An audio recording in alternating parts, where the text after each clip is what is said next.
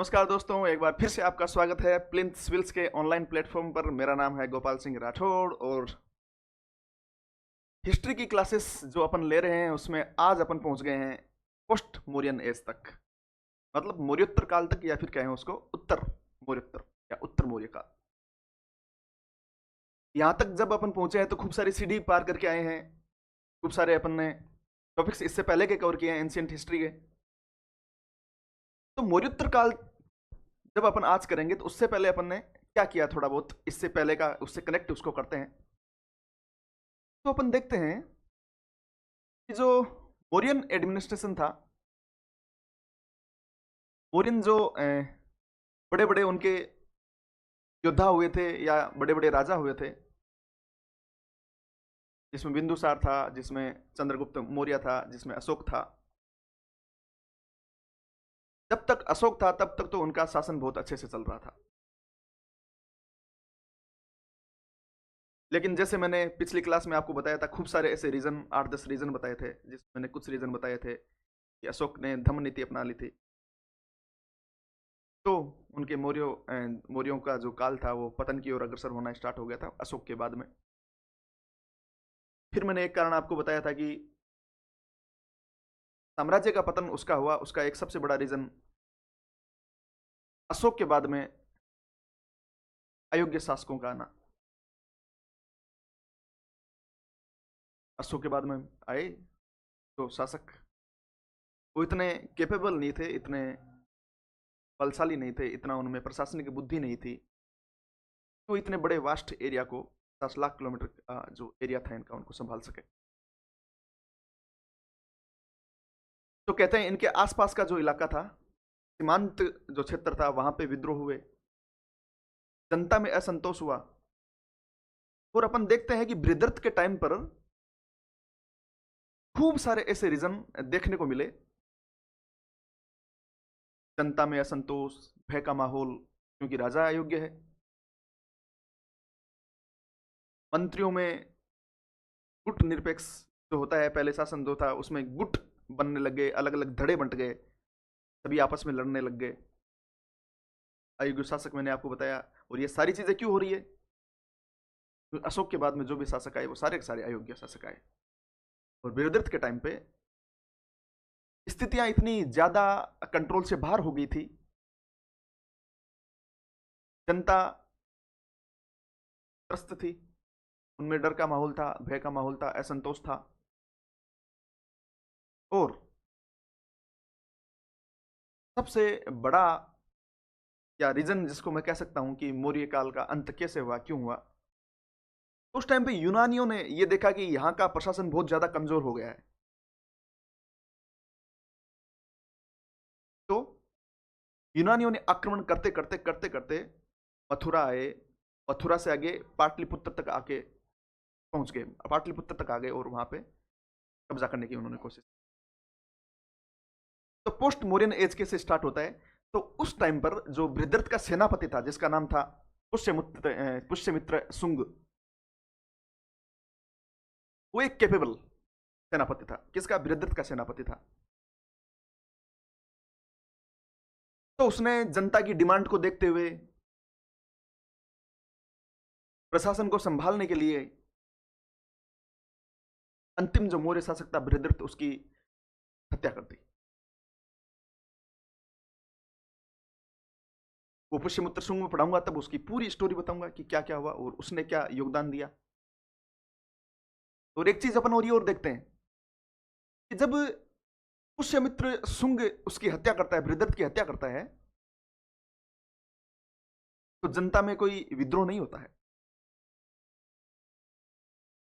राजा को मार दिया, ऐसे कहते हैं सैन्य निरीक्षण के लिए उसको बुलाया था। सैन्य निरीक्षण मतलब मिलिट्री परेड होती है, मिलिट्री परेड देखने के लिए उसको बुलाया था, और उस टाइम पे उसके तलवार से उसको मार दिया था, सर धड़ से अलग कर दिया। मिलिट्री उसके कब्जे में थी। और कहते हैं उस टाइम पे जनता में कोई विद्रोह नहीं होता है। विद्रोह क्यों नहीं होता है? विद्रोह इसलिए नहीं होता है कि जो पुष्यमित्र सुंग था वो जनता की भलाई के लिए काम कर रहा था, यूनानियों से बचाने के लिए काम कर रहा था, जनता का असंतोष मिटाने के लिए काम कर रहा था।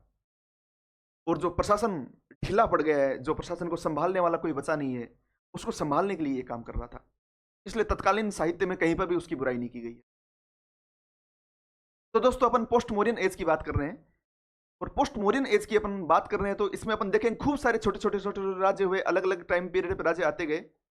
जैसे मॉडर्न एज एक बड़ा एक शासन हुआ था, उसमें जैसे बहुत सारे एक ही डायनेस्टी के राजा हुए, तीन बड़े राजा, जिसमें चंद्रगुप्त मौर्य, बिंदुसार और अशोक। उसके बाद में वो कमजोर आते गए, लेकिन वो जो बड़ा एम्पायर था, वो बड़ा एम्पायर अब छोटे छोटे छोटे छोटे स्वतंत्र राज्यों में बंट गया था। और अपन देखते हैं पुष्यमित्र शुंग ने कोशिश की, जब पुष्यमित्र शुंग का लास्ट जो राजा होता है उसको मारकर अपन देखेंगे कर्ण आएंगे, कर्ण वालों को मार के सातवाहन आएंगे। और एक और मैं जो आपको मैंने कलिंग युद्ध के बारे में बताया था, तो कलिंग का राजा खारवेल जो जिस वंश का था, उस वाली डायनेस्टी उसकी बात करेंगे, चेदी डायनेस्टी, चाहे उसको महामेघ वंश भी बोलते हैं। अपन ये चीज पढ़ेंगे। ये जो सारी चीजें हैं वो है देसी राज्यों के बारे में। और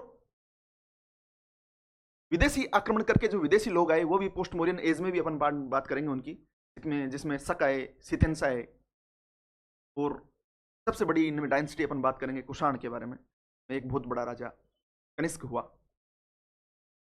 तो इन सब की अपन बात करेंगे। अभी तक मैंने आपको जो कुछ बताया है उसका मैं एक छोटा लेखा जोखा आपको यहाँ पे बता देता हूँ।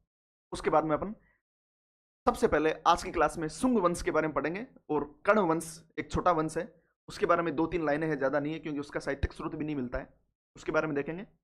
और अगली क्लास में अपन सातवाहनाज के बारे में देखेंगे, उसके अपनी लगभग 1.5-2 घंटे की क्लास हो जाएगी अकेले की, या फिर हो सकता है 3 घंटे की क्लास हो जाए, या 2 पार्ट में डिवाइड करना पड़े।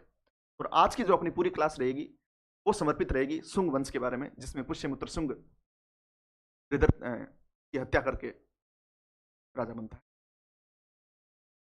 तो अपन एक टेबल बनाते हैं जिसमें अपन क्या पढ़ेंगे उसके बारे में आके छोटा मोटा एक छोटा लेखा जोखा बताता हूं। चलिए शुरू करते हैं। ठीक है दोस्तों, आइए। अपन मौर्योत्तर काल पढ़ रहे हैं।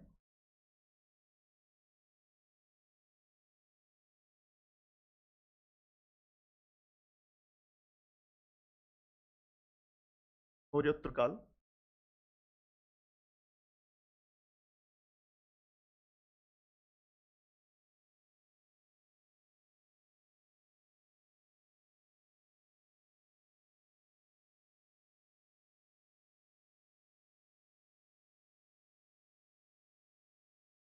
इसमें अपन कुछ देसी राज्यों की बात करेंगे और कुछ विदेशी राज्यों की बात करेंगे।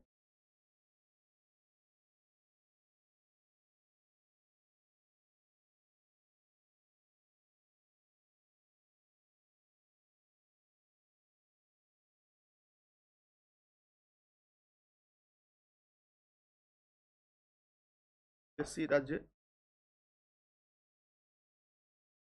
और कुछ देसी राज्य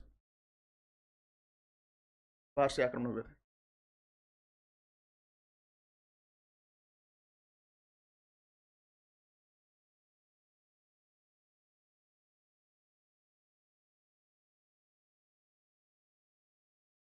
ठीक है दोस्तों, कुछ देसी राज्यों की बात करते हैं, कुछ विदेशी राज्यों की बात।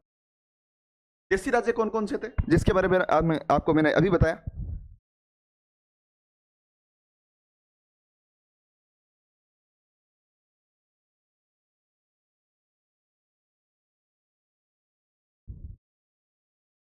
सबसे पहले मौर्य वंश का जिसका पतन जिसने किया, जिसका नाम था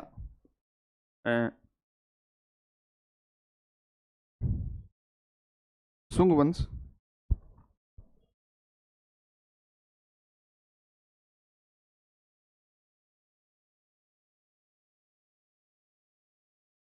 शुंग वंश के बाद में अपन देखेंगे शुंग वंश के जो अंतिम शासक, उसको देवभूति को मारकर वासुदेव कर्ण आता है जो शासन करता है।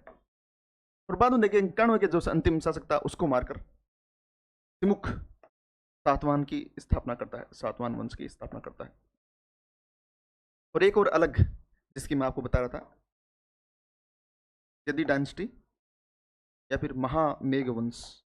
इसको महामेघवंश इसलिए कहते हैं कि इसका जो संस्थापक था वो महामेघ था। महामेघवंश की बात करेंगे,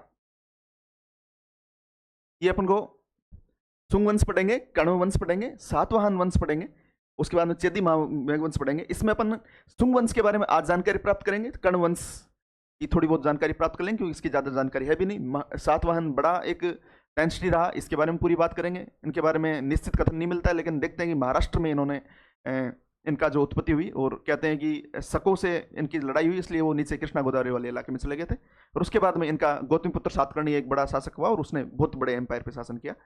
वो अपन बात करेंगे जब सातवाहन के बारे में बात करेंगे।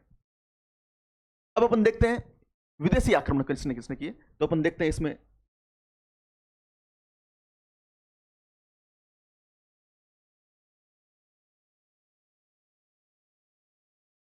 तक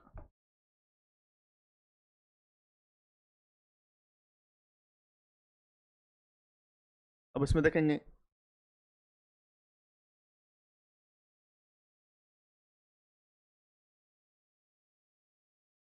देखेंगे अपन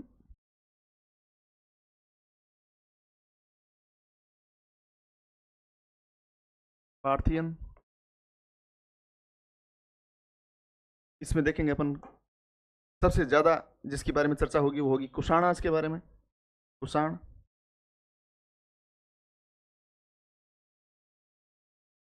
और जो सबसे पहले अपन जो बात कर रहे थे जिसकी, वो देखें इंडो ग्रीक।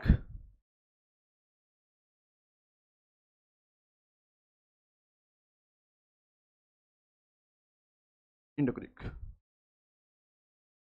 इन सब की अपन बात करेंगे। तो अपनी प्रॉपर क्लास अब शुरू करते हैं। अपन बात करते हैं सुंग वंश के बारे में, स्टार्ट करते हैं सुंग वंश। ठीक है दोस्तों, इसकी मैंने आपको बता दी है थोड़ी बहुत जानकारी। अपनी क्लास रहेगी आज समर्पित सुंग वंश को।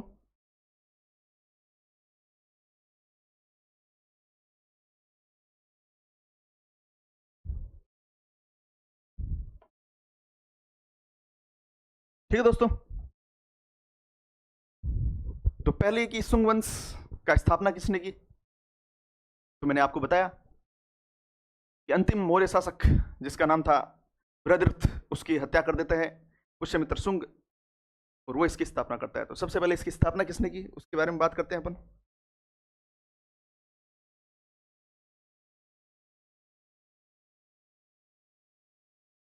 स्थापना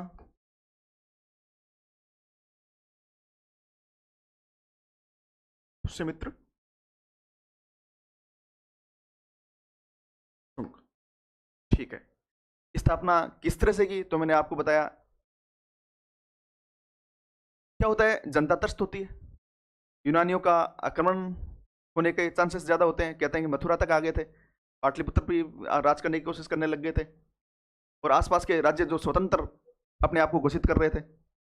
इन सबसे छुटकारा पाने के लिए पुष्यमित्र सुंग क्या करता है, बृहद्रथ को क्या करता है, एक परेड बुलाता है, मिलिट्री परेड बुलाता है। क्या होता है, पुष्यमित्र सुंग होता है बृहद्रथ का सेनापति, एक परेड बुलाता है। ठीक है, परेड बुलाता है, फिर क्या करता है, परेड बुलाता है और राजा को कहता है आपको आज निरीक्षण करने के लिए आना है।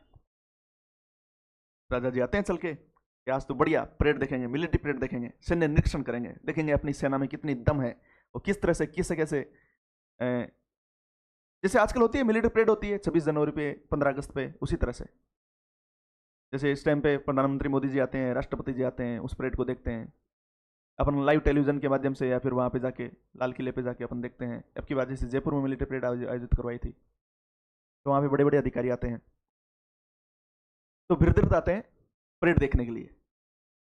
वो परेड देख रहे होते हैं और तभी अचानक पीछे से क्या करता है, वो तलवार लेता है और तलवार से सर धड़ से अलग कर देता है। किसका, बृहद्रथ का। रीजन मैंने आपको बताया क्यों करता है। सेना में से कोई भी एक आदमी ऐसे उठकर नहीं बोलता है कि इसकी हत्या क्यों की, क्यों, क्योंकि सेना सारी की सारी उसकी कब्जे में थी। ऐसे कहते हैं कि सैन्य तख्ता पलट हुआ था, कोई बुराई नहीं हुई, क्यों नहीं हुई, क्योंकि जनता त्रस्त थी। इस तरह से पुष्यमित्र सुंग बृहद्रथ की हत्या करके सत्ता पे काबिज हो जाता है। ये रहा पुष्यमित्र शुंग ने किस तरह से कब्जा किया। ये कब करता है? 184 कहीं पे 184 बीसी आता है, कहीं पे 185 बीसी आता है। ये कब करता है?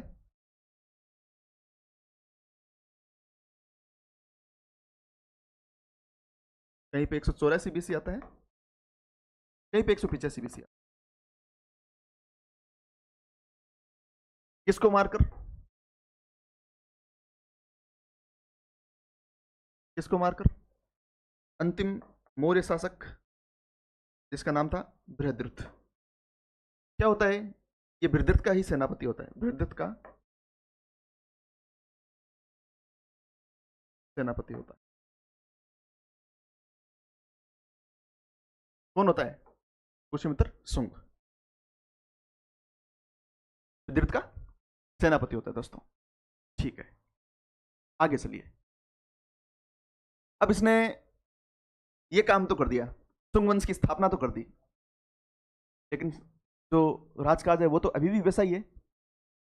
ऐसा थोड़ी है कि इसकी हत्या कर दी, इस तरह इससे अपने आप पूरा का पूरा सिस्टम सेटल हो गया। तो सबसे पहले ये आंतरिक मामलों में दखल देता है। किस तरह से? कि अंदर गुटबंदी चल रही है, उसको खत्म करना, गुप्त व्यवस्था वापस अच्छे से करता है, करों का निर्धारण अच्छे से करता है।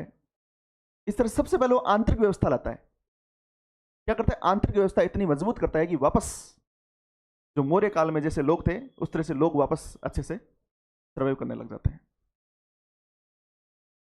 बहुत सारे काम करता है।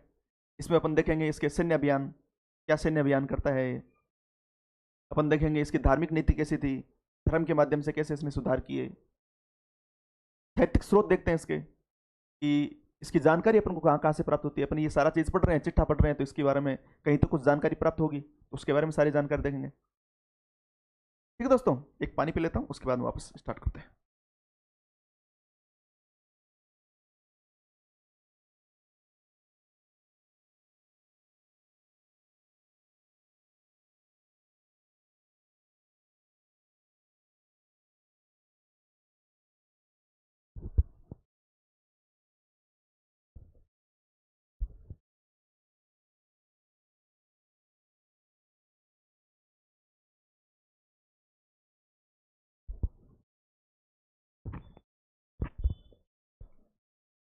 यहां तक आपको यदि क्लास समझ में आ रही है तो लाइक शेयर सब्सक्राइब कर दो भाई। लगातार ऐसी क्लास लाते रहेंगे, हमें भी मनोबल मिलेगा। सब्सक्राइब करोगे, रीच बढ़ेगी। जैसा मैं हर क्लास में कहता रहता हूँ, निस्वार्थ तो बिल्कुल भी हम नहीं है, थोड़ा स्वार्थ तो हमारा भी रहता है, जो रीच बढ़ना या फिर जो भी जिस भी माध्यम से कुछ स्वार्थ है हमारा, ऐसा नहीं है स्वार्थ नहीं है। उस स्वार्थ की पूर्ति आप कर सकते हो, और ज़्यादा कुछ नहीं करना है आपको, बस सब्सक्राइब वाले बटन पे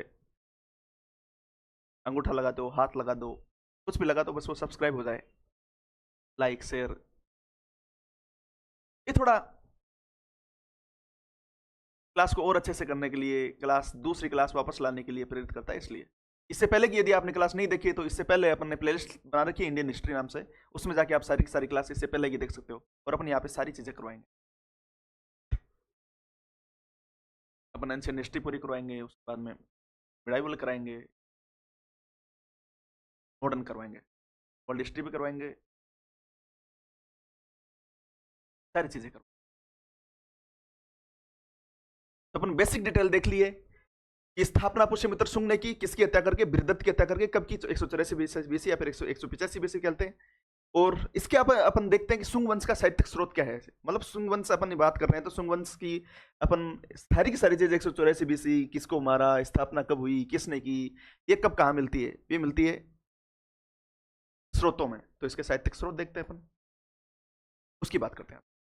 चलिए, अपन शुंग वंश पढ़ रहे हैं तो इसके स्रोत क्या है?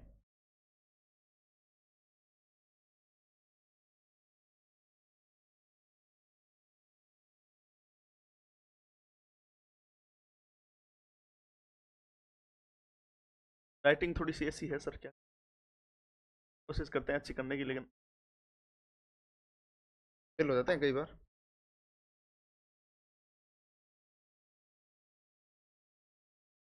तो अपन साहित्यिक स्रोत देखेंगे, खूब सारे साहित्यिक स्रोत हैं इसके।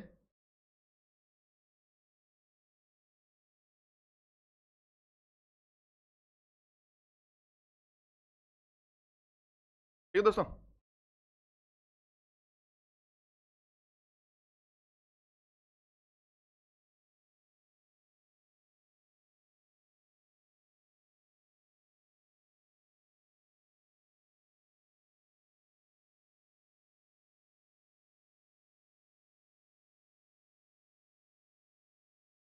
एक, दो, तीन, चार, पाँच, छः, खूब सारे साहित्यिक स्रोत देखेंगे। शुरू करते हैं।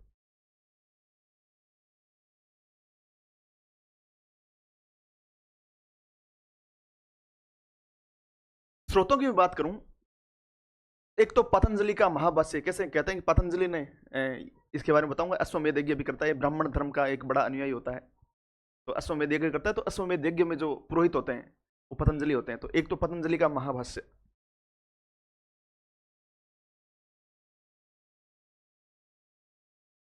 पतंजलि का महाभाष्य, ठीक है। खूब सारी जानकारी अपन को बाण का जो हर्षचरित है, बाण भट्ट का हर्षचरित से मिलती है, ठीक है। खूब सारी जानकारी अपन को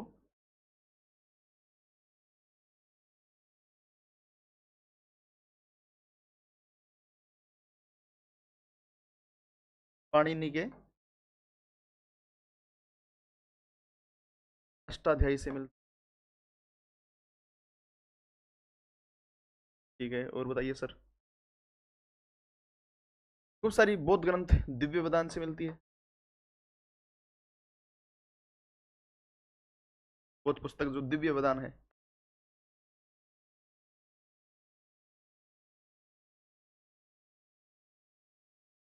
से मिलती है। और बताइए। तिब्बती इतिहासकार,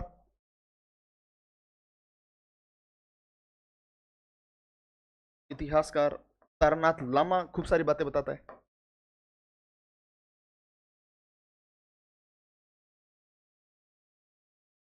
पतंजलि का महाभाष्य, हर्षचरित, अष्टाध्यायी, दिव्य वेदांत, तारनाथ लामा, खूब सारी जानकारी अपन को पुराणों से मिलती है, जिसमें अपन बात करेंगे वायु पुराण के बारे में, उसमें मिलती है। और मैं बताऊं आपको,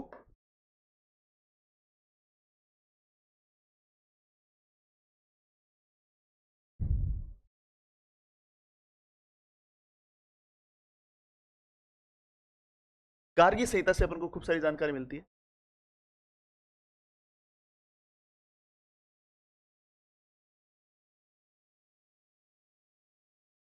ठीक है।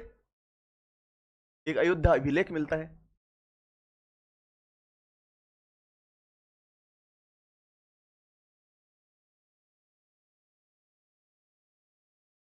ये सारे के सारे जो आपको दिखाई दे रहे हैं, ये इसके साहित्यिक स्रोत या फिर अभिलेख, ये सारी चीजें हैं जहां से अपन को शुंग वंश के बारे में जानकारी मिलती है। यहां पर से अपन को क्या क्या जानकारी मिलती है, जैसे मैं आपको बताऊं, गार्गी संहिता से अपन को एक अश्वमेध यज्ञ के बारे में जानकारी मिलती है। अपना जो अयोध्या अभिलेख है, इसमें कहा गया है कि जो बाहर के जो लोग थे, यूनानी थे, वो पाटलिपुत्र तक आ गए थे, ऐसी बातें इसमें की गई है।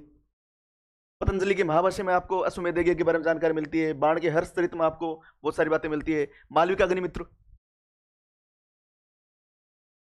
एक वो भी है, कालिदास का नाटक मालविका अग्निमित्र। अग्निमित्र कौन होता है? पुष्यमित्र शुंग का पुत्र होता है। तो वहां से एक जानकारी मिलती है। कहां से मिलती है उसके बारे में मैं बताऊं आपको।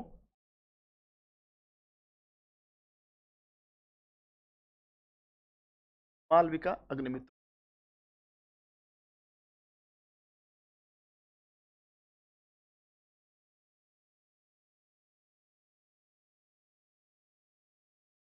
इससे अपन को जानकारी मिलती है। इस तरह से ये खूब सारे ऐसे स्रोत हैं जहां से अपन को किसकी जानकारी मिलती है? शुंग वंश के बारे में जानकारी मिलती है। ठीक है दोस्तों, आगे स्टार्ट करते हैं।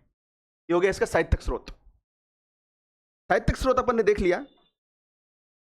उसके बाद में अपन देखते हैं कि पुष्यमित्र शुंग के बारे में, इसकी क्या साहित्यिक अपनी इसकी सेना के बारे में उपलब्धि रही, कैसे इसने अपने साम्राज्य का विस्तार किया, सारी बातें अपन पढ़ेंगे।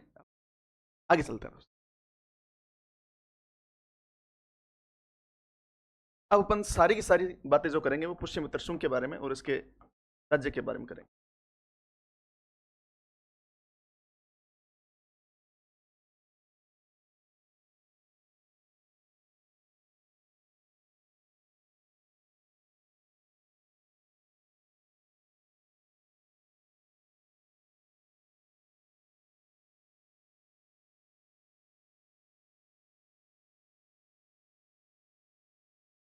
इसने राज्य कहाँ से कहाँ तक किया उसके बारे में बताता हूँ मैं आपको। इसका जो राज्य था 184 बीसी से लेके 148 बीसी तक, तो लगभग 36 ईयर तक इसने शासन किया। और जो पूरा वंश है इसका शासन रहा लगभग 112 साल तक।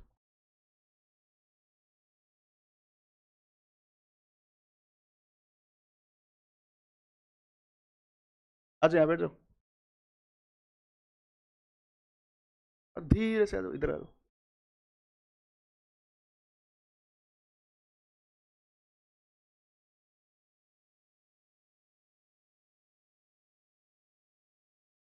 बोलना मत ना, बोलना मत, आराम से बैठ जाओ। ठीक है भाई, पुष्यमित्र शुंग के बारे में कि 112 साल तक इनका जो शासन था वो रहा, और 184 से लेकर 148 तक इसने शासन किया। बृहद्रथ को मार के जैसे ये आया था, वो सारी बातें मैंने आपको बताई। अब अपन देखेंगे कि इसका जो शासन था उसके शासन काल में सिर्फ अकेले इसने, जो पुष्यमित्र शुंग है, इसने अकेले ने इतना शासन नहीं किया। इसके शासन में, इसके प्रशासन में, इसकी सेना में इसके पुत्र ने भी योगदान दिया था जिसका नाम था अग्निमित्र, और इसके जो पुत्र था उसने भी योगदान दिया था जिसका नाम था वसुमित्र। क्या नाम था? अग्निमित्र और वसुमित्र। तो खूब सारे साहित्यिक स्रोत मिलते हैं जिसमें अपन देखते हैं कि इसका पुत्र अग्निमित्र और इसका जो पुत्र है इसका नाम है वसुमित्र। इसने भी इसके शासन करने में बहुत बड़ा योगदान दिया था। ठीक है दोस्तों, आगे चलते हैं। अब पुष्यमित्र शुंग के बारे में ऐसे कहते हैं कि इसने जो शासन स्टार्ट किया था वो अपने रक्त के माध्यम से किया था, किसी की हत्या करके किया था, और उसका जो पूरा शासनकाल रहा वो रक्तिम रहा। मतलब इसने शुरू से लेके अंत तक रक्त के माध्यम से शासन किया। मतलब युद्ध करता रहा, युद्ध करता रहा, और युद्ध करते करते ही इसने अपना शासन है वो अपने पुत्र को सौंप दिया और ये मर गया एक तरह से। तो इसका शासन रक्तिम रहा। इसके बारे में ये भी कथन कहा जाता है कि इसका जो शासन था वो रक्तिम रक्तिम शासन था इसका। कैसा शासन था? रक्तिम शासन था।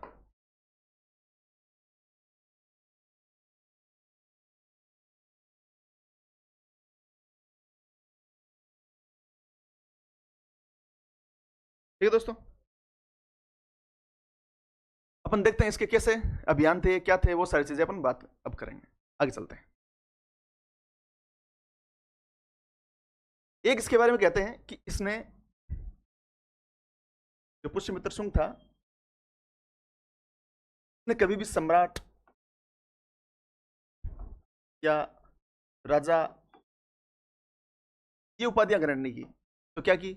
ये अपने आप को शुरुआत से ही सेनापति मानता था, और इसके जितने भी अभिलेख मिलते हैं या जितने साहित्यिक स्रोत मिलते हैं इनमें इसने अपनी जो उपाधि थी वो सेनापति ही धारण रखी। क्या रखी?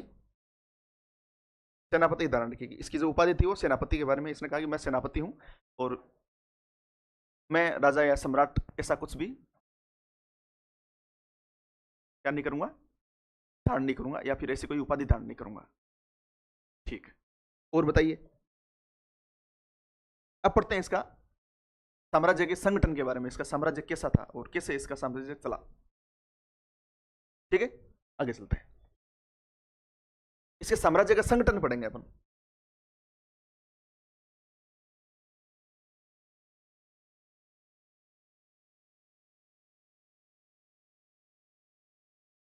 साम्राज्य का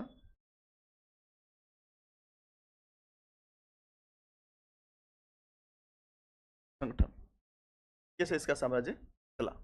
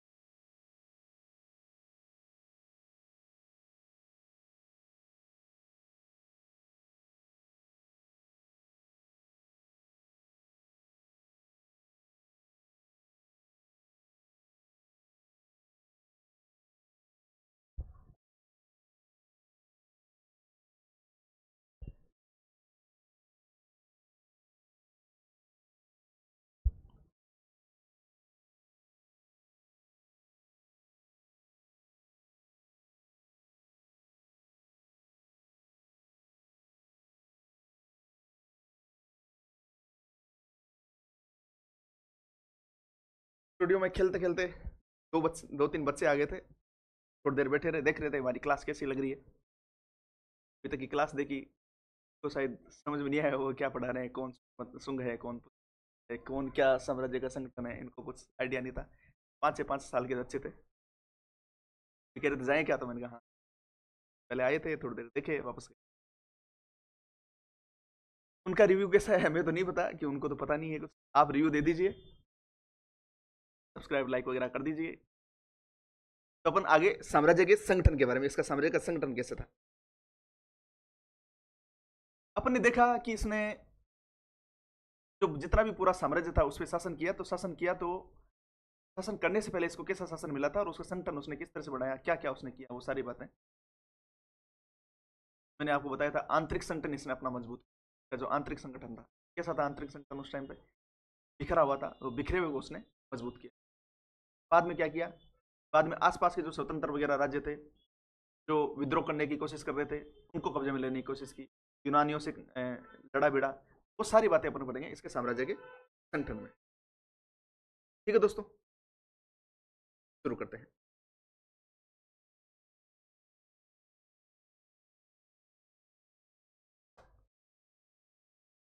तो सबसे पहले अपन देखेंगे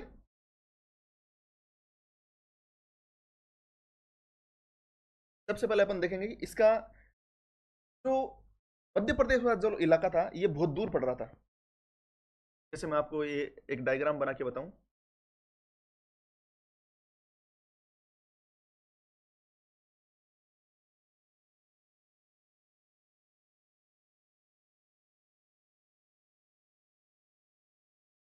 जैसे यहाँ पे पाटलिपुत्र था जहां पे ये मगध में साम्राज्य कर रहा था खुद।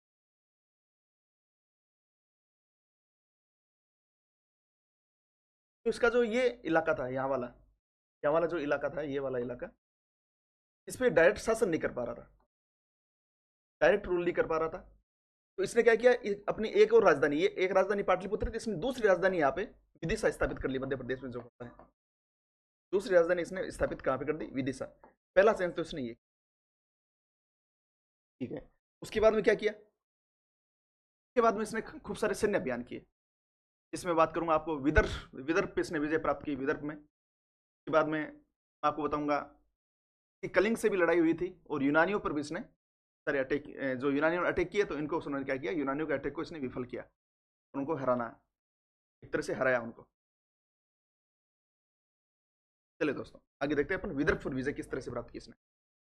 पहला अपन इसका देख देंगे विदिशा, मैंने बताया आपको, दूसरा जो है विदर्भ पर विजय, विदर्भ पर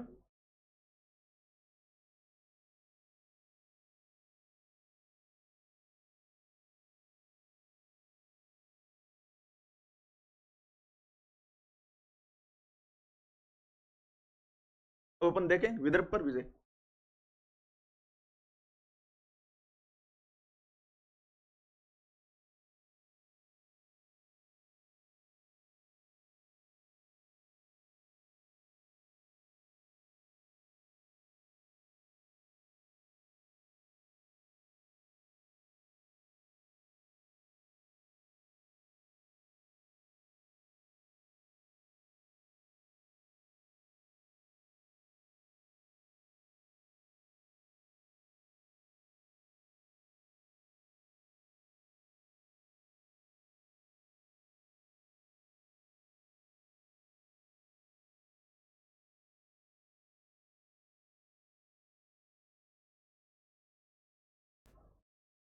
वापस बच्चे आ गए थे और हलचल पैदा कर रहे थे, भैया मैं पढ़ा दूं क्या? आप पढ़ा दो, ऐसे कोई दिक्कत नहीं, आप बाहर चले जाओ, आप नहीं पढ़ा पाओगे,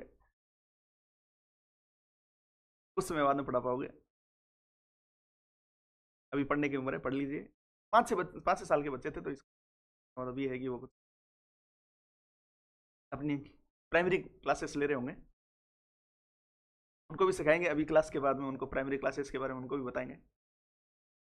हाँ, तो मैं बात करता विदर्भ विजय के बारे में, मुद्दे पे आते हैं अपन, विदर्भ पर विजय। विदर्भ पर विजय मैं लिखा हूं तो आपको पहले तो ये पता होना चाहिए विदर्भ कहाँ पे है, तो ये महाराष्ट्र के आसपास में। हुआ यूं था कि जब मौर्यन एडमिनिस्ट्रेशन का पतन हो रहा था, मौर्य काल का पतन हो रहा था, पुष्यमित्र शुंग ने जब बृहद्रथ की हत्या कर दी थी, तब ये जो यहाँ का जो शासक था उसका नाम था यज्ञसेन। क्या था यहाँ का शासक? कौन था? यज्ञसेन।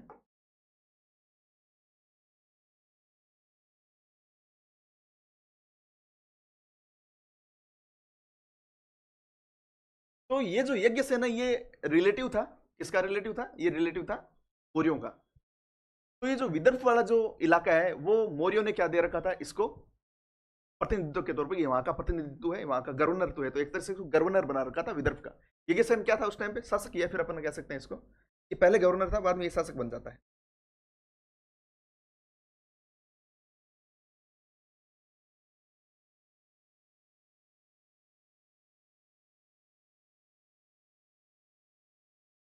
इस टाइम पे गवर्नर था मौर्य के टाइम पे, क्योंकि ये रिलेटिव था। और आपको पता है कि जैसे मौर्यन एडमिनिस्ट्रेशन, मैंने बताया था आपको कि जो प्रांत होते थे, अलग अलग प्रांत होते थे, उन प्रांतों में अपने प्रतिनिधि के तौर पर अपने रिलेटिव को मौर्यन एडमिनिस्ट्रेशन में क्या होता था, वहां पे उनको नियुक्त कर दिया जाता। तो गवर्नर कौन था वहां पे? यज्ञसेन। ठीक है, तो मैंने बताया यज्ञसेन, जब पुष्यमित्र शुंग किसकी हत्या कर देता है? बृहद्रथ की हत्या करता है, तो ये यज्ञसेन अपने आप को यहाँ का स्वतंत्र राज्य राजा घोषित कर देता है कि मैं यहाँ का स्वतंत्र राजा हूं।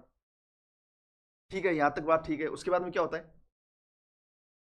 इसका एक भाई होता है माधव सेन, चचेरा भाई जिसको, वो माधव सेन चाहता है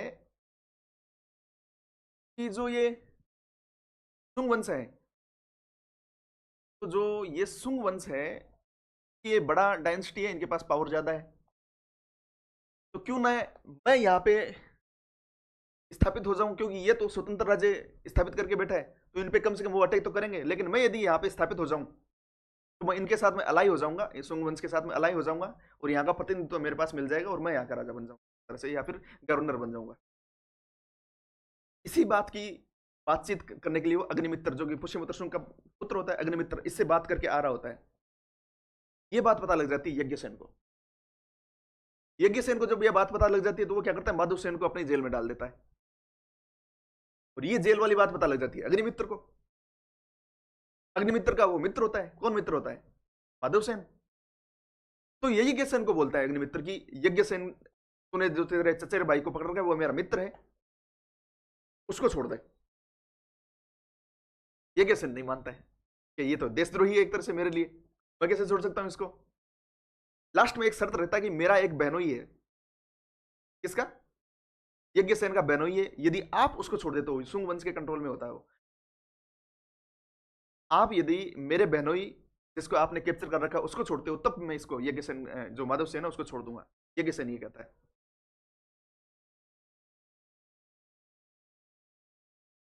इसी बात पर घमासान हो जाता है, इसके बीच में क्या होता है? युद्ध होता है, विदर्भ पर विजय बता रहा हूं मैं आपको। तो इस तरह से क्या होता है वहां पे, ये जो कॉन्फ्लिक्ट होता है, वो कहता है इसको छोड़ दीजिए, वो कहता है इसको छोड़ दीजिए, कुछ बात बनती नहीं है, अटैक कर दिया जाता है अग्निमित्र के द्वारा। और अटैक करने के बाद में यज्ञसेन हार जाता है। जब अटैक करते हैं कि हार हो जाती है। हार होने के बाद में क्या होता है? यहाँ का जो शासन है उसको दो भागों में विभाजित कर दिया जाता है, एक दक्षिण का शासन, एक उत्तर का शासन। इस तरह से विदर्भ को दो भाग में डिवाइड कर दिया। पहले इसने अधीनता स्वीकार नहीं की थी, लेकिन जब युद्ध होता है, युद्ध होने के बाद में ये अपनी अधीनता स्वीकार कर लेता है सुंगवंश की, या सुंगास की। तो आधा जो भाग है वो माधव सेन को दे दिया जाता है, और आधा जो भाग है, क्योंकि अधीनता स्वीकार कर लेता है इसलिए यज्ञ सेन को दे। ये एक तरह से विदर्भ पर विजय की बात की, इसको किस तरह से कब्जे में लिया जाता है। ठीक है दोस्तों, अब आगे अपन बात करते हैं आगे ये चीजें क्या क्या करते हैं।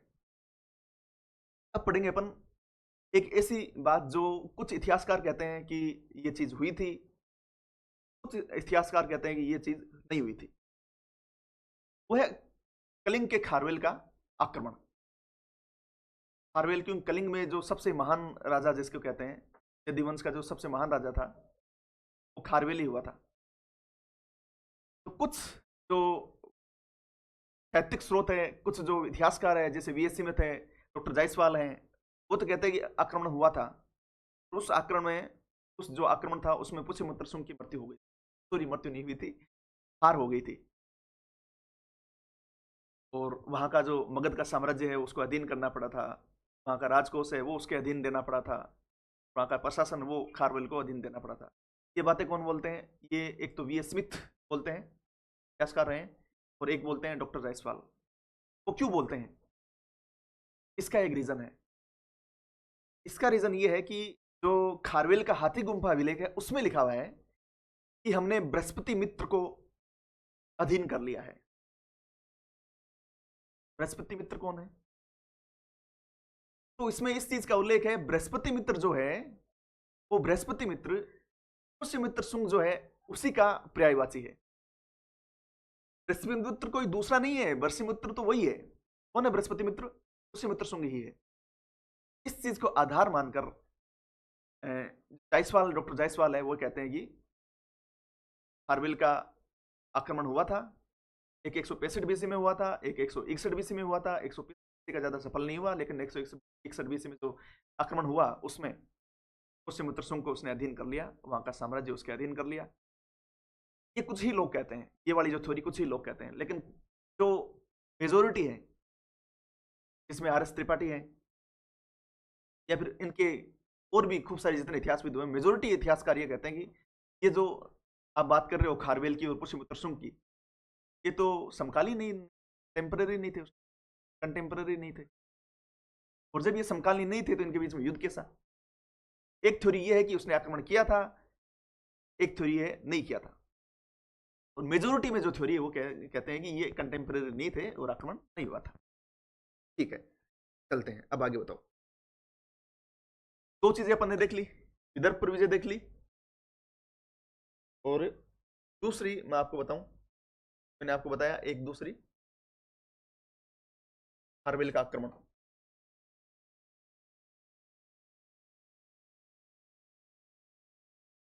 खारवेल का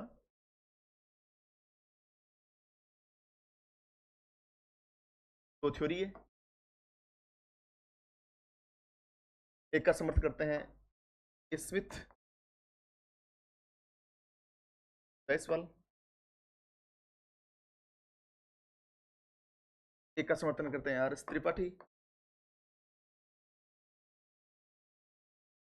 इसमें अन्य इतिहासकार खूब सारे, ये ज्यादा मान्य है। तो कहते हैं मगध अधीन हो गया था, मित्र हार गया था,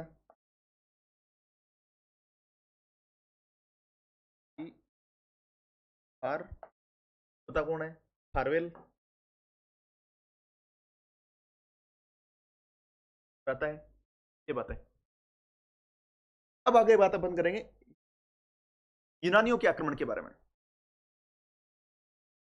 तो तीसरी चीज अपन पढ़ेंगे, अपन साम्राज्य का संगठन पढ़ रहे हैं कि किस तरह का संगठन था, कहां पे क्या क्या हो रहा था। यूनानियों का आक्रमण।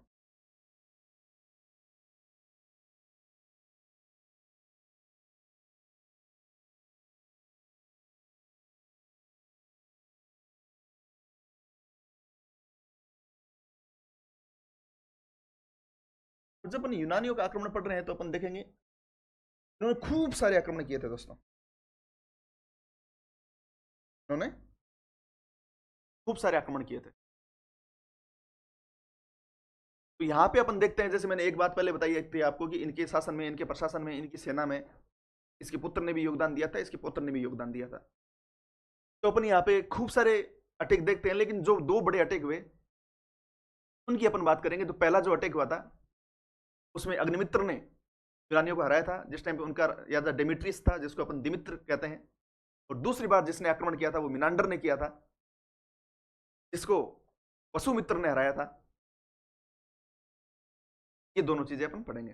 वो क्यों हुआ था उसकी बात में भी बताऊंगा कि वो युद्ध क्यों, जो आक्रमण था वो क्यों हुआ था, और पहला जो हुआ था वो क्यों हुआ था, और इनके साहित्यिक स्रोत क्या है, कहाँ से इनकी जानकारी प्राप्त होती है, सारी की सारी बातें अपन अभी करेंगे। वापस पानी का एक छोटा सा ब्रेक।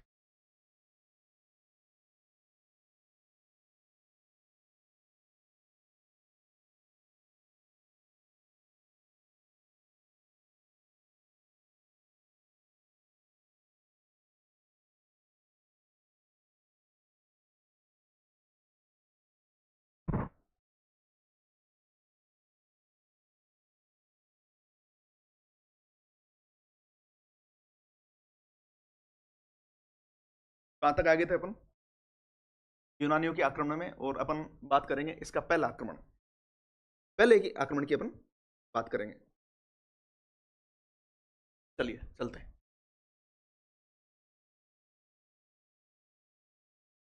इसकी जानकारी मिलती है अपन को गार्गी संहिता से। मैंने आपको थोड़ी देर पहले बताया था कि इसकी साहित्यिक स्रोत क्या क्या है। ये जो आक्रमण था उसके बारे में जानकारी मिलती है गार्गी संहिता से। और इसमें क्या लिखा हुआ है? इसमें लिखा हुआ है कि जो यूनानी थे, डेमेट्रियस के या फिर दिमित्र, उसके जो शासन था उसके कब्जे में क्या क्या लेता गया, वो साकेत, पांचाल,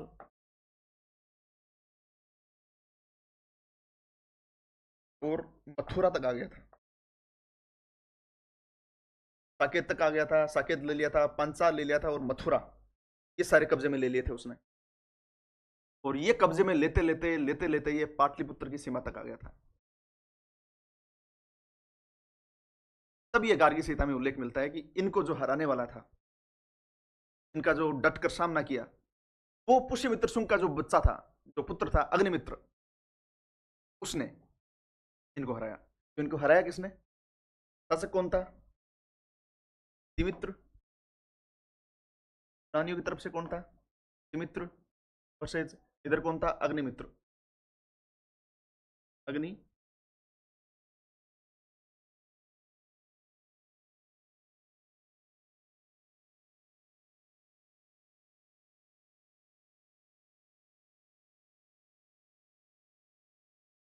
ये जीत जाता है।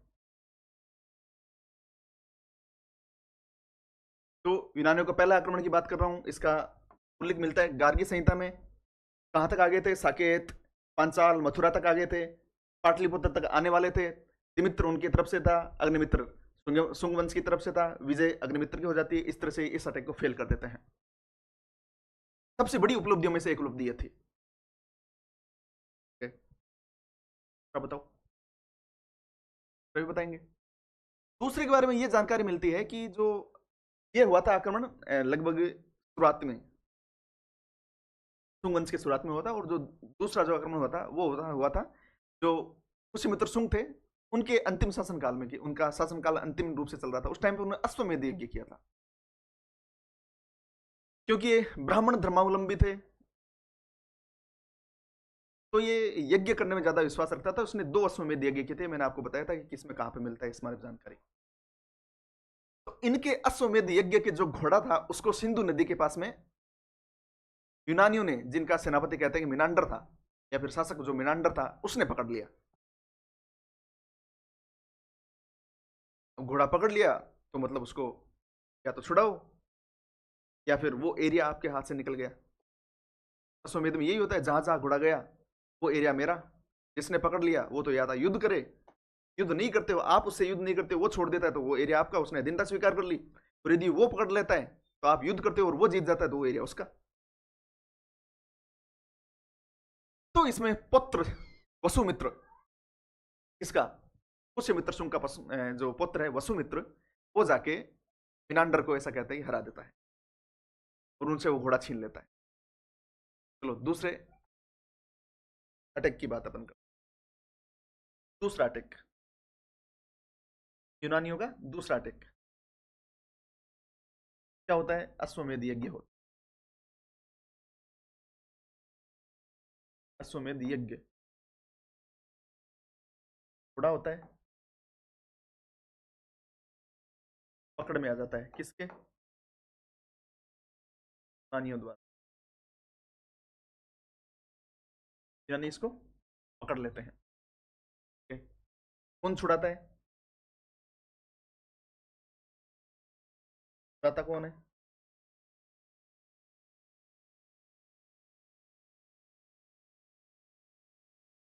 छुड़ाता है वसुमित्र।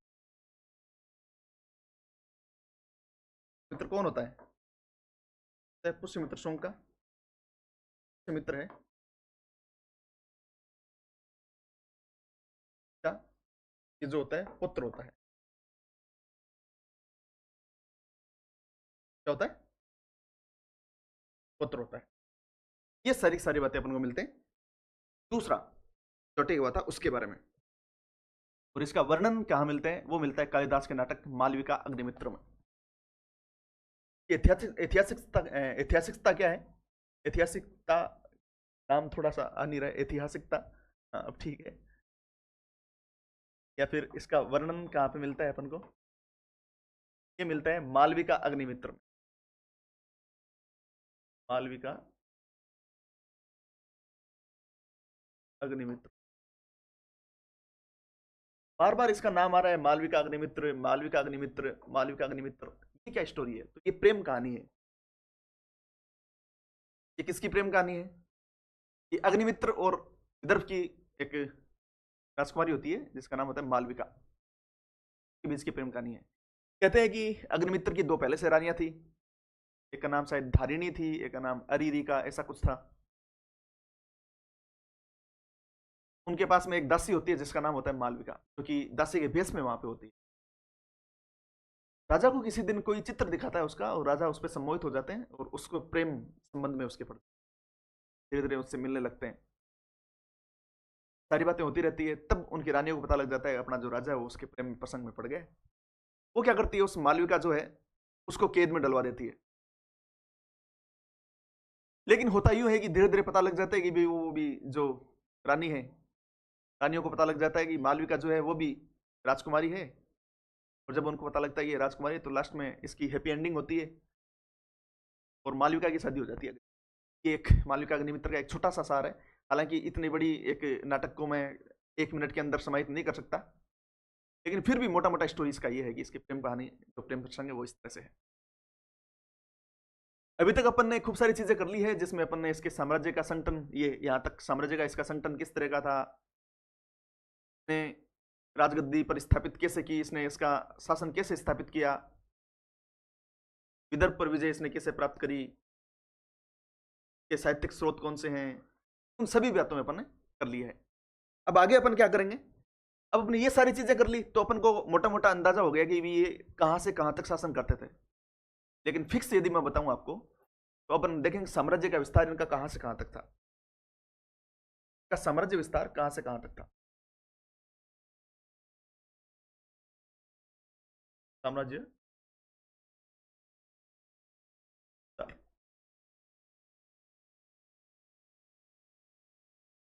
इनका साम्राज्य विस्तार कहां से कहां तक था? एक सेकंड।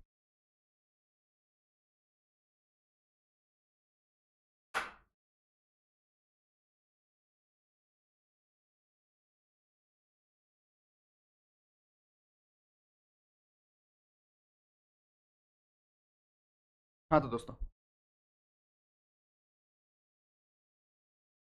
साम्राज्य विस्तार इनके अपन बात कर रहे थे।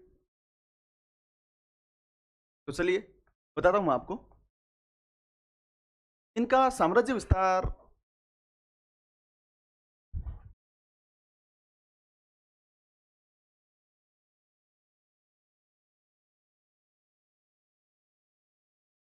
बार बार बच्चे परेशान कर रहे हैं आज, पता नहीं स्टूडियो में कैसे बच्चे आ रहे हैं बाहर से, छोटे छोटे। तो इनके साम्राज्य विस्तार की अपन बात कर रहे थे। तो मैं बताऊं आपको, जैसे ये अपन एक बार एक तरह से इंडिया का एक मैप लेके चलते हैं, जिसमें अपन को ये उत्तर दिशा है, ये पश्चिम दिशा है, दक्षिण दिशा है और पूर्व दिशा है। तो इनका जो साम्राज्य विस्तार था वो इधर तो था सियालकोट तक।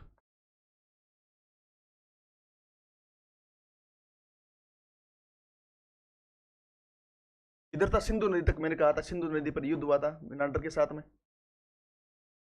ये जो इलाका कौन सा हो गया, नॉर्थ वेस्ट, ये हो गया वेस्ट। यहाँ पे तो पाटलिपुत्र था ही।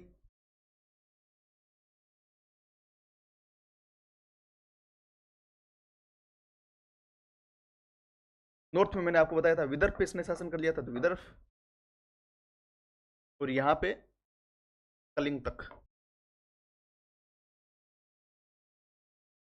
और ऐसे कहते हैं ऊपर हिमाचल से लेके नर्मदा नदी के बीच में जितने भी पूरा इलाका नॉर्थ में इलाका आता था, हिमाचल से लेके नर्मदा तक बीच में जितना भी इलाका आता था, पूरे पे लगभग पर शुंग वंश का शासन हुआ करता था, शुंग डायनेस्टी का, जिसमें अपन कौशल, विदिशा, पांचाल, अवंती और पाटलिपुत्र, ये बड़े बड़े राज्य अपन देखते हैं, या बड़े बड़े अपन बड़े बड़े स्थान देखते हैं। ये जो दिन का था साम्राज्य विस्तार था कि नॉर्थ वेस्ट में सिंधु नदी से लेकर इधर सियालकोट से लेकर नीचे विदर्भ, नर्मदा नदी मैंने आपको बताया, हिमाचल से नर्मदा, ये भी मैं लिख देता हूँ, हिमाचल से नर्मदा के बीच का पूरा एरिया,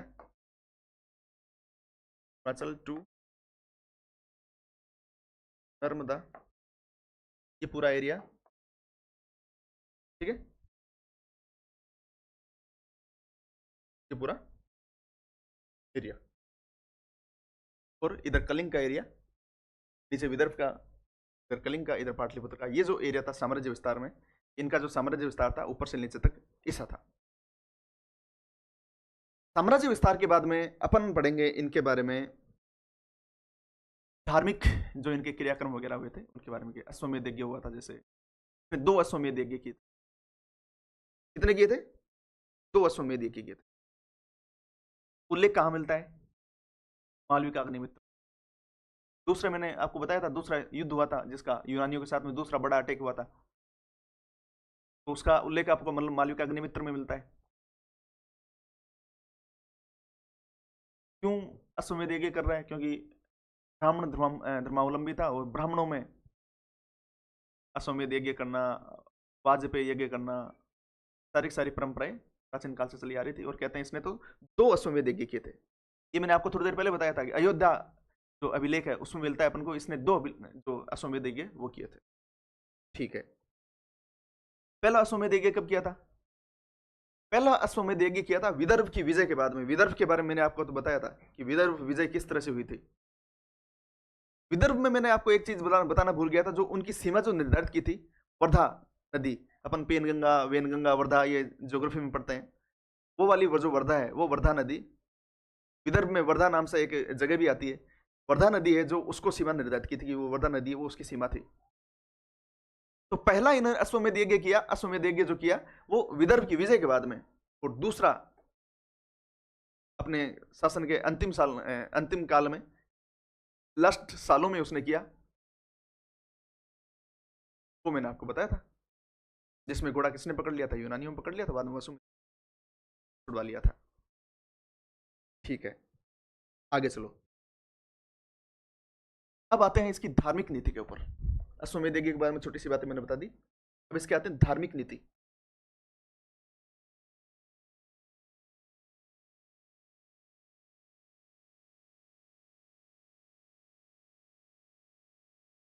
बताइए भाई, धार्मिक नीति के बारे में क्या बताओगे? कैसी थी इसकी धार्मिक नीति?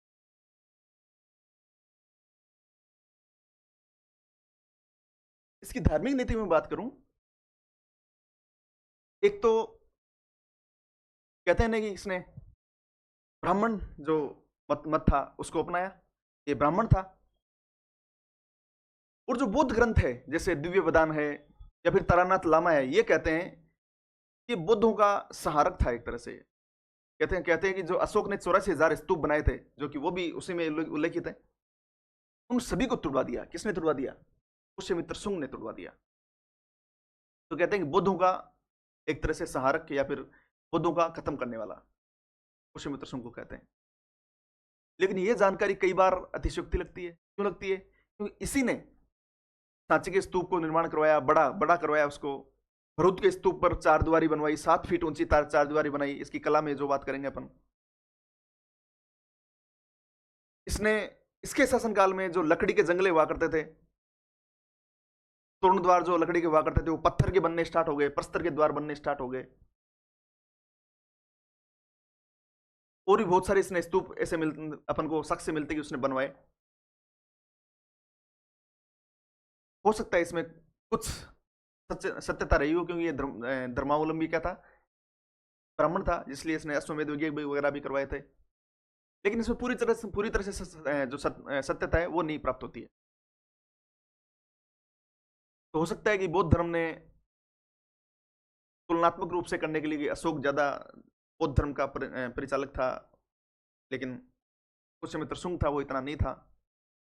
ये ब्राह्मण धर्म को इसने अपनाया था। हो सकता है ब्राह्मण धर्म अपनाने के कारण उन्होंने ऐसी बातें लिखी हो। क्यों? क्योंकि ये जो जानकारी मिलती है आपको कि ये 84,000 स्तूप वगैरह इसने तुड़वाए, बौद्धों का ये सहारक था, ये सारी की सारी बातें सिर्फ बौद्ध साहित्य में मिलती है। इसके अलावा और कहीं से भी साहित्य में नहीं मिलती, किसी भी जगह नहीं मिलती।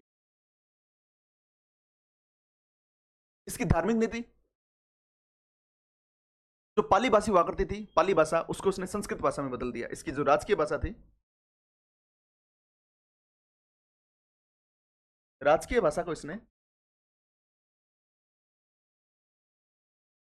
राजकीय भाषा को जो पहले पाली थी को हटा के संस्कृत दिया। ठीक है। और राज्य का जो धर्म है,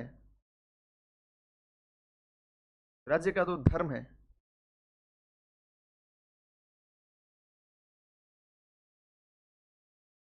राज्य का जो धर्म है उसने वैदिक धर्म, हो सकता है ये रीजन रहे होंगे, वो घोषित कर दिया। हो सकता है ये रीजन रहे होंगे कि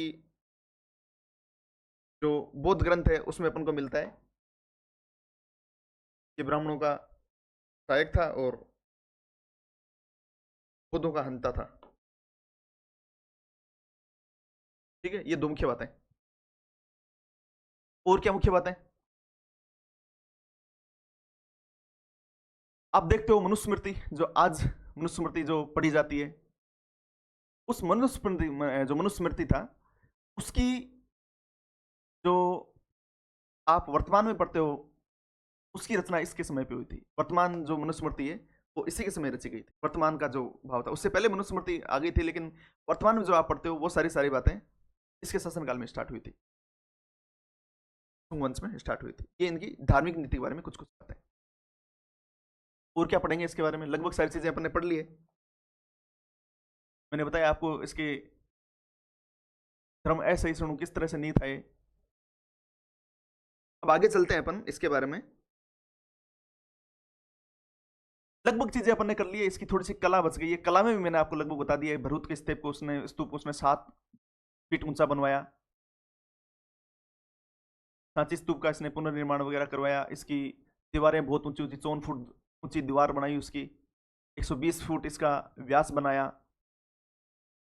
जो भरूच के लकड़ी के जो जंगले दरवाजे थे उसको उसने पत्थर के बनवाए। 4 दीवारी जो लकड़ी की थी उसको पत्थर की बनवाई।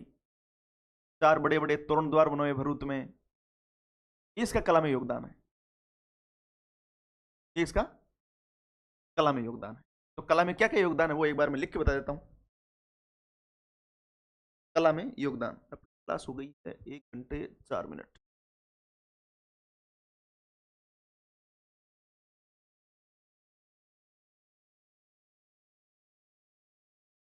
अपन यदि कला देखें,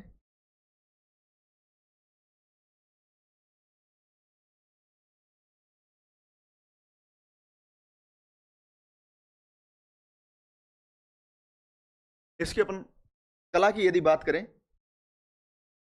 तो एक तो जो स्तूप थे,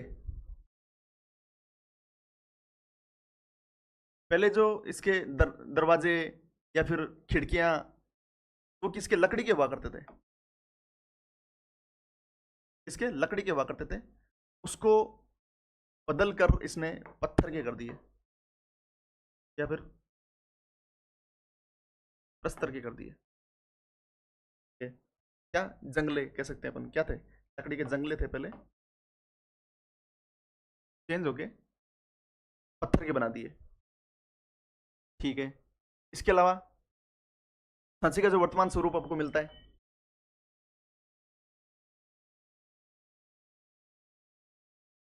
सांची में इसने क्या करवाया?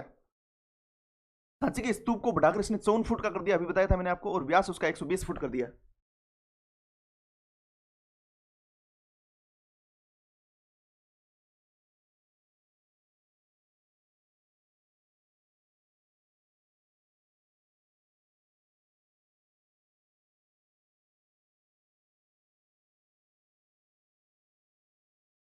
चौवन फुट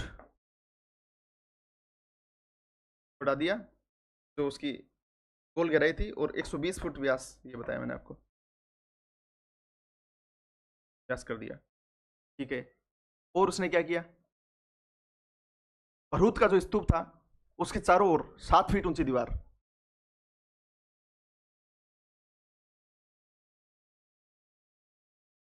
7 फीट,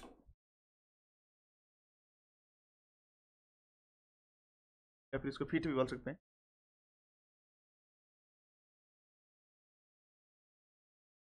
दीवार। ठीक है, 4 उसमें तोरण द्वार, 4 तोरण द्वार, 4 तोरण द्वार।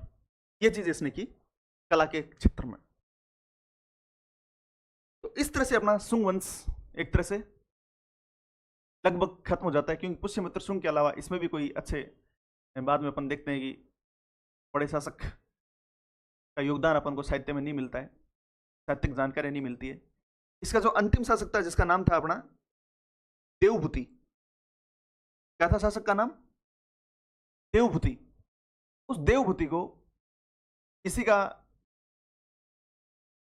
जो एक मंत्री होता है जिसका नाम होता है वासुदेव कण्व, देवभूति को मार देता है। जिस तरह से पुष्यमित्र शुंग ने मौर्य शासक बृहद्रथ को मारा था, उसी तरह से इसका एक मंत्री होता है, वो इसके जो अंतिम शासक होता है देवभूति, उसकी हत्या कर देता है। हत्या करता है 27 BC में, हत्या करता है लगभग 27 BC नहीं, सॉरी 27 उल्टा हो गया, 72 BC में, 72 BC में उसकी हत्या करता है, और हत्या करके कर्ण वंश की स्थापना कर देता है। किस वंश की? कर्ण वंश की स्थापना कर देता है। तो इसकी आगे बात करते हैं अपन। इनका अंतिम शासक होता है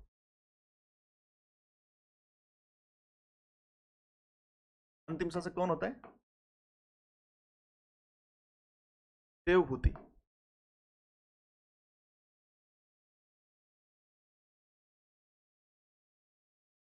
अंतिम शासक क्या होता है? इसकी हत्या कौन कर देता है?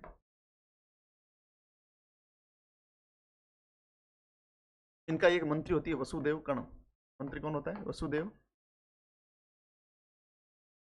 कण्व। वो इसकी हत्या कर देता है। ये क्या होता है? मंत्री होता है।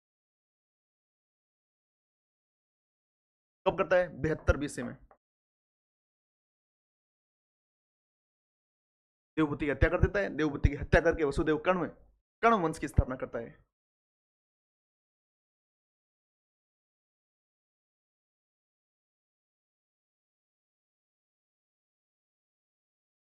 इस तरह से ये जो पूरा वंश है,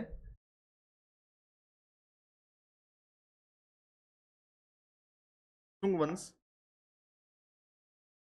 वो चलता है 184 BC से 72 BC, मतलब लगभग 112 साल। 112 साल। ठीक है दोस्तों, ये हो गया अपना शुंग वंश। शुंग वंश के बाद में कर्ण वंश। कर्ण वंश ज्यादा नहीं है, छोटा सा है, 2 मिनट का है, जो अभी मैं आपको करा दूंगा। उसके बाद में अपन करेंगे सातवाहन आज करेंगे, बड़ा वंश है उसमें अपन को लग सकते हैं 2-2.5 घंटे के आसपास में। और उसके बाद में अपन करेंगे मुख्यतः कुषाण, और उसके अलावा अपन शक, पार्थियंस, इंडो ग्रीक और जो देसी जो राज्य हैं जिनमें चेदी, जिसके बारे में बता रहा था मैं, थोड़ी सी बात। चलिए कर्ण वंश के बारे में थोड़ी बहुत जानकारी मैंने आपको बता दी है, और थोड़ी बहुत जानकारी ये है कि इसके 4 ही शासक हुए, ज्यादा शासन इसने किया भी नहीं। इसका ज्यादा शासन कितना था, 30 BC तक था बस। 75 BC में ये उसको मारता है और 30 BC तक इसका शासन खत्म हो जाता है। और इसका जो अंतिम शासक होता है उसको मार देता है सिमुक, जो कि सातवाहन का, कौन, सातवाहन का जो, सातवाहना जो है उनका जो बोलते हैं कि सातवाहना की स्थापना किसने की, तो सिमुक इसकी हत्या कर देता है, इसके जो अंतिम शासक है उसकी हत्या कर देता है और वो बन जाता है। एक बड़ी बात तो यही हो गई कि कर्ण वंश के बाद की जो अंतिम शासक था उसकी हत्या किसने की, तो सातवाहनाज के जो संस्थापक थे सिमुक, उसने की।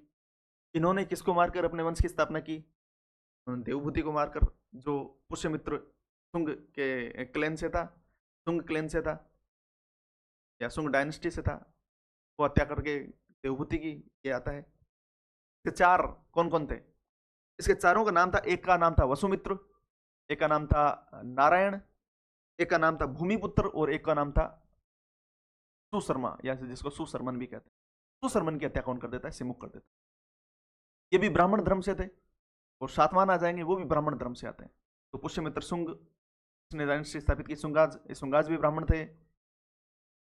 इसके बाद में जो आते हैं कण्वाज, तो कण्वाज भी ब्राह्मण थे, और सातवाहनाज वो भी ब्राह्मण थे। इस तरह से कर्ण वंश पूरा हो गया। कर्ण वंश में इतनी ही बातें हैं।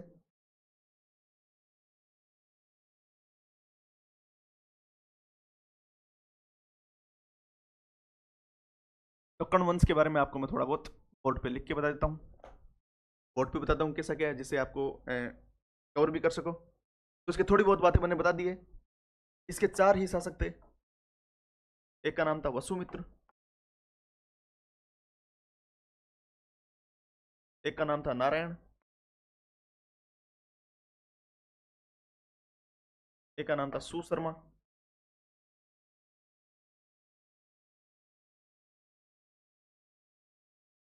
ठीक है, और एक का नाम था, एक का नाम याद नहीं आ रहा, नारायण, वसुमित्र, भूमिपुत्र, एक का नाम था भूमिपुत्र, का नाम था भूमिपुत्र। वसुमित्र या वसुदेव इसको बोल सकते हैं, और सुशर्मा इनका अंतिम था, जिसकी हत्या कर देता है सिमुक। और इसी हत्या करके सिमुक क्या करता है, राज करना स्टार्ट कर देता है। सातवाहन आज इसके बाद में आएंगे, ये लगभग 300 साल तक शासन करते हैं, 30 BC से लगभग 250 BC तक, इसी 30 BC से लगभग 250 AC तक ये शासन करते हैं, लगभग 300 साल तक ये शासन करते हैं। सातवाहन आ जाएंगे, इन्होंने 45 वर्ष तक शासन किया लगभग।